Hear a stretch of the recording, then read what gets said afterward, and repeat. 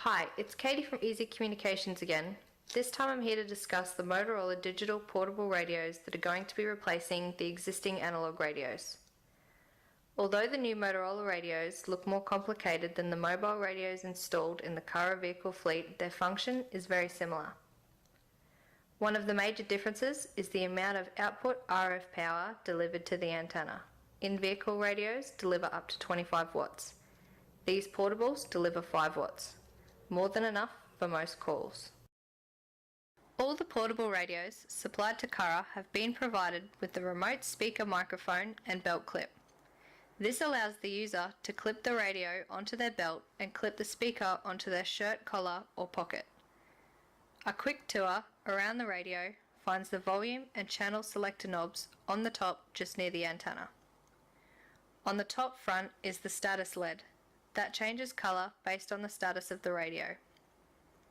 Just to the right of the status LED on the top of the radio is the bright orange emergency button. On the left hand side of it is the PTT button and several other buttons that have not been configured at this time. On the right hand side of the radio is the connector for the remote speaker microphone. When connecting a remote speaker mic, please ensure the connectors are clean and free from moisture. Powering on the radio is simply a matter of rotating the volume knob on the top left hand side of the radio from its full counterclockwise or off position. The display on the front panel will indicate a bar graph of the volume setting selected. These radios are equipped with very advanced audio electronics that allow operation in noisy environments, automatically compensating volume for the listener and filtering unwanted noise from the talker.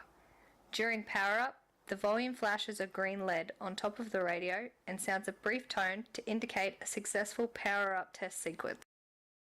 Unlike the vehicle radios, these radios do not play a tone to indicate volume. Rather, they have a bar graph that is activated on the display that indicates the volume level selected. Simply turn the knob clockwise to increase volume and anti-clockwise to decrease volume. The display indicates the volume selected from minimum to maximum.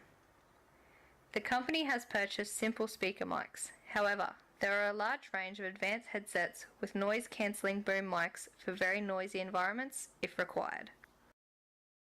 Immediately to the right of the volume knob on the top of the radio is the channel selection knob. The selected channel is indicated on the radio display. It can be announced when the channel is changed or when the radio is powered up if voice announcement is selected on. The channel knob is endless. This means when it gets to the end of its list, it will start again at the beginning of the channel list in the selected zone. Immediately to the right of the channel selection knob is the antenna. The antenna has electronic components inside and is not to be removed except for when the radio is turned off. The LED on the top of the radio indicates the status in much the same way as the LEDs on the front panel of the mobile vehicle radios. A flashing red LED indicates low battery voltage or the radio is receiving an emergency alarm. A flashing yellow LED indicates the radio is scanning or has attempted to make a private call to another radio that is currently busy. A solid yellow LED indicates the radio has entered permanent monitor or has received a private call request, or the radio is in monitoring activity, or the radio has approximately 50% of its battery capacity left.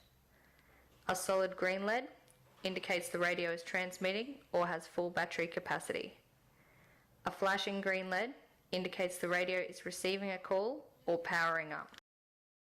The press to talk button enables two simple functions of the radio. To speak, press the PTT button. To listen, release the PTT button. In digital mode, the radio will play a tone when the radio has successfully negotiated access to a talk group. Wait until the end of this tone and then continue with your call. The P2 button, directly under the display on the top right hand side of the keypad, allows selection of radio channel zones. Radio channel zones. Zone 1 is digital for the new system. Zone 2 is analog for the existing Curragh radio system. Press the P2 button to enter the zone selection menu. Then use the scroll buttons in the center of the keypad to select the zone on the display you intend to operate in. Then select the menu OK button on the bottom left-hand side of the keypad to enter your selection. Zone 1 is digital, comprising channels 1 to 36. Zone 2 is configured for the existing Curragh analogue channels, channel numbers 37 to 54. In the table, there is a 2-digit representation of the channels the radio can be tuned to.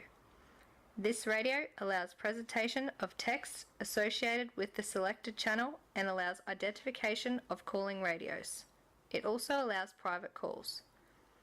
From the table, channel 44 is dragline 303 in the Curragh analogue, radio zone 2. Channel 36 is rescue 2 in Curragh digital, zone 1. All Curragh radios are configured with these channels and zones. The P1 button is also used to turn the channel voice announcements on and off. A short press of 1/10 of a second toggles the channel voice announcements on and off. The orange button on the top of the radio is the emergency button.